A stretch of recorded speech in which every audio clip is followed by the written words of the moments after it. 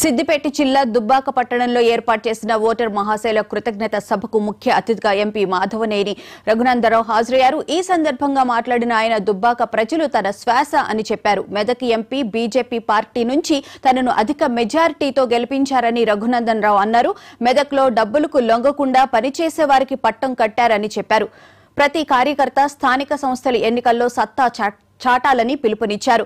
తెలంగాణ ప్రభుత్వం మీద మండిపడ్డ ఆయన సీఎంకు స్థానిక సంస్థ ఎన్నికలను జరపడం కూడా చేతకావడం లేదని ఎద్దేవా చేశారు.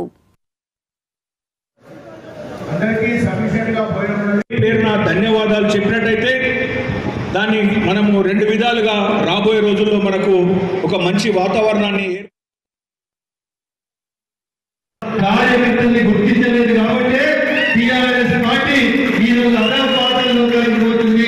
కార్యకర్తల బలం, కార్యకర్తలే ఎజెండాగా, కార్యకర్తల బలంగా ఎదిగిన పార్టీ భారతీయ జనతా పార్టీ. కాబట్టి మెదక్ గెలిచి నరేంద్ర మోడీ గారికి బహుమతి ఇస్తామని చెప్తే ఆ మాటను నిలబెట్టినటువంటి మీకందరికీ కూడా మరొకసారి శిరస్సు వచ్చి నమస్కారాలు తెలియజేస్తూ ఎమ్మెల్సీ ఎంత బిజీగా ఉన్నారో తెలియదు.